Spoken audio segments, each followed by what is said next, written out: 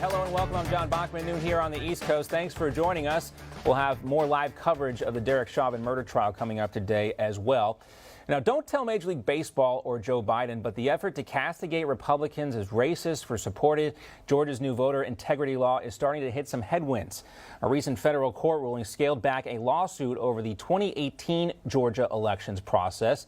That lawsuit, in fact, was scaled way back. And remember, the voting rules in 2018 are much more restrictive than the new law that was just passed in Georgia, which is called SB 202. Now, according to the Atlanta Journal-Constitution, U.S. District Judge Steve Jones last week threw out many of Fair Fight's claims. Fair Fight is the group founded by Democrat Stacey Abrams. The judge swatted away Abrams' claims to voter suppression and registration cancellations, too few voting machines, and inadequate poll worker training and ballot rejections. Now, again, this lawsuit deals with the 2018 election in Georgia. SB 202 expanded voter access beyond that, and it actually scaled things back from 2020 due to the pandemic. But again, it's more inclusive than the voting laws in 2018, which this federal judge seems to have an issue with Stacey Abrams' claims that that election was unfair. Meanwhile, critics of MLB Commissioner Rob Manfred's decision to move the All-Star game from Atlanta to Denver continue to point out that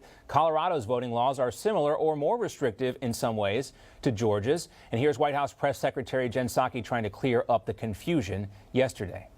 Well, let me just refute the first point you made. First, let me say on Colorado, Colorado allows you to register on Election Day. Colorado has voting by mail, where they send to 100% of people in the state who are eligible applications to vote by mail. I think it's important to remember the context here. The Georgia legislation is built on a lie. Really? Who is really lying here? Let's take a look at Colorado's voting laws side by side on the screen here compared to Georgia. You guys can see for yourself. Colorado voters must provide a valid form of government ID to vote in person and not have to file a provisional ballot. Colorado also has fewer days of in-person absentee voting than Georgia. And Denver has a much smaller black population than Atlanta does. Here's South Carolina Senator Lindsey Graham also yesterday calling out his buddy Joe Biden for lying about the Georgia law. I think is sick for the President of the United States, Joe Biden, who's been a friend for years, to say that what they're doing in Georgia is Jim Crow 2.0. Now, former President Trump also railed against Major League Baseball and woke culture. This during his interview with Newsmax TV's Heather Childress yesterday. I would say boycott baseball. Why not? Frankly, these companies should stay out of it because all they do is aggravate people. So what should happen is the Republicans and, let's say, Republican conservatives, Republicans, you could call it whatever you want, the right, if they would boycott these companies that are so above it all, you'd find that they would come back into the fold very quickly. All right, the president there calling for boycotts. Joining us now is the host of the Bowling with Favre podcast, Eric Bowling, an Emmy award-winning TV host and New York Times bestselling author and a friend. Eric, great to see you. What's up, JB? Good to see you too, friend. All right, great interview by Heather yesterday. She actually got President Trump to basically endorse Alabama Congressman Mo Brooks for the Senate there. So much so, I guess the president had to make it official this morning and issue a statement endorsing Mo Brooks. So he's got that going for him. But let's also talk about Georgia, right? Let's get to it. We're seeing this fallout here. Golfers today, Eric, I'm sure you're paying attention to this. They're getting ready for the Masters. The par 3 tournament is today. Championship play starts tomorrow. And PGA future star named Cameron Champ was asked about the Georgia voting law and the controversy that's followed. Now, he has a great story. He's a better golfer than his story even. But his grandfather, a black Air Force veteran who saw the real Jim Crow South. And this has become part of his story here. He's been called the next Tiger Woods. And like Tiger, he's stepping into the breach here on the issue of race and golf. And here's what he said about the voting law yesterday. As you can tell, it really targets, certain black communities. It makes it harder for them to vote, which to me is everybody's right to vote. So to see that was very shocking. This is a prestigious event, and I know there's a lot going on with it and the people involved with it. So, but again, it was definitely a little bit frustrating to see that. And this week I'll definitely be supporting and doing some things throughout the week. So he's done some things in the past to advocate for social justice issues here. Young guy. Eric, what do you think about his decision to step into this breach? JB, can we just play golf? Can we just have baseball play baseball and stop dipping their toes into politics? They're embarrassing themselves, frankly. Cameron, by the way, I'm not sure he's going to be next Tiger Woods or not. He's ranked 76. Okay, so maybe he has a shot. But look, here's no one is restricting voting in Georgia. And by the way, if he were so upset about what's going on in Georgia, why is he scheduled to tee off tomorrow morning at 9:36 in Georgia at the tournament that is now being called racist for calling themselves the Masters, which has nothing to do with why they're calling it the Masters? So, these people are picking and choosing their battles, and the ones that matter, the ones that put money in their pocket, they're moving away from. Look, there's no question players in the MLB are still going to make money no matter where that All-Star game is played. There's no question the teams are going to make money no matter where that All-Star game is played. There's no question that Major League Baseball will make money no matter where that game is played. The problem is the victims here are the people in Atlanta, the fans, the small businesses. And as you pointed out, 50% of the Atlanta population is African American. So who's getting hurt by this? Clearly the people that they're trying to support by making these stupid moves. I believe Rob Manfred, the commissioner of baseball, made an egregious error. As we know, he's a member of Augusta National Golf Course where the Masters is being played. I haven't heard him resign his membership from there. Bottom line is they're reacting to Joe Biden's calling out of corporations saying you need to push back on Georgia when, in fact, the two senators from Georgia, one black, one white, both Democrats, have said it's a mistake. Stacey Abrams, the voting czar of Georgia, has said it's a mistake to pull out. Joe Biden has become the race baiter in chief by making the call to these people to pull out of Georgia and these companies to pull out of Georgia based on voting laws you point out is less restrictive than the place they're actually going to play that All-Star game. Yeah, Denver, Colorado.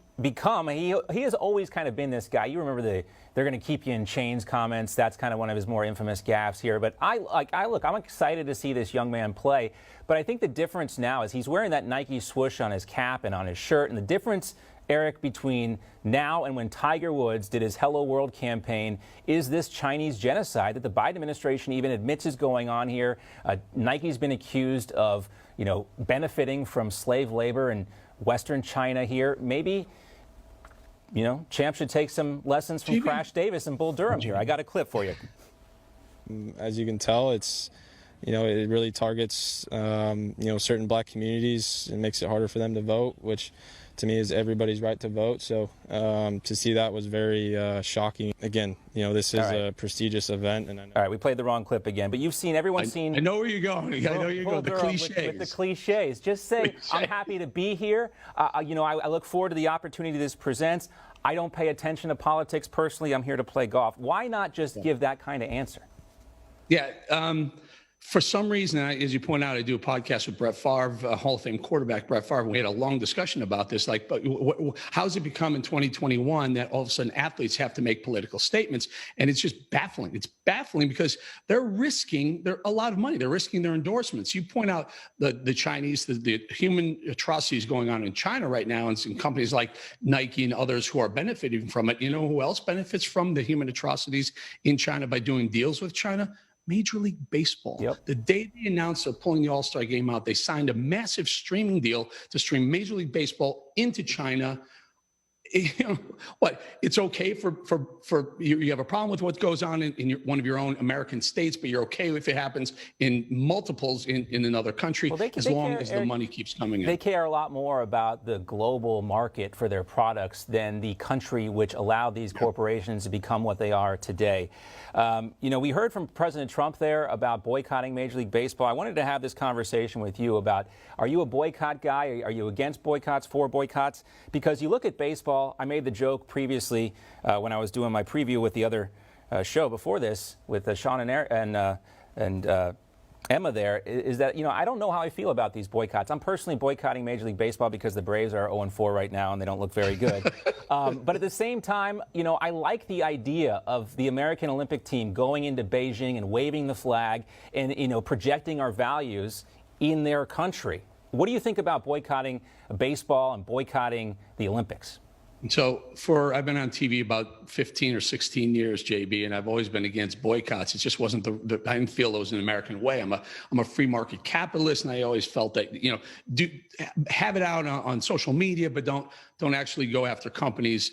I think the times have changed. I think the woke mob is becoming so powerful. They're using all their power. And unfortunately, the CEOs who had been staying out, the corporate boardrooms had been staying out of the culture wars and whatnot. They're starting to play along with what's going on with Major League Baseball and other companies, the NFL and other companies, Coca-Cola, Delta. Once the CEOs get involved, I think it's time for conservatives to voice the same way. We've typically not been on board with boycotts or boycotts. It's time for us to show that we have as much buying power or more than the left, and just start speaking up for ourselves. So unfortunately, it's time. 2021 took me 15 years, but time to boycott. I'm boycotting baseball. I'm drinking Jack and Pepsi, not Jack and Coke anymore, and I'm certainly going to fly anything but Delta if I can. Yeah, I'm more of an old-fashioned guy, and we don't need cola for that. RC Cola is also very good, too. There's lots of colas out there that we could choose from besides Coca-Cola. Eric, and remember, I think the Olympics were so much better, in many ways back in the 1980s. And you think about the power, the soft power of like the 1988 Winter Olympics. I believe that's when I realized that we might actually win the Cold War when things got so ridiculous. But remember the old judges? How you guys have like the Bulgarian judge. We got to throw out the Bulgarian judges' scores because they're never fair to the Americans, but that was once upon a time. The Olympics kind of lost a little bit of the edge ever since the Cold War, but I digress. Let's talk a little bit more about you, Eric. The podcast is fantastic, by the way, so congrats on that. If folks have not checked it out yet, check out Bowling with Favre. But a lot of curiosity surrounding your future in a potential congressional run here. What's going on? So here's how this went down. A couple of weeks ago, I got a phone call from some very, very powerful people. I live in South Carolina. South Carolina is Trump country. I got a call from some people saying, hey, would you ever consider running for Congress? I actually moved here to run against Lindsey Graham because he was out there. When he was hanging out with McCain, he wasn't, I didn't find him conservative enough, and I was going to move here to run against him. He came around and decided not to, fell in love with South Carolina years ago, lived here. I got a call saying, would you consider running against someone who hasn't really been pro-Trump? And I guess it was for here in Charleston, South Carolina.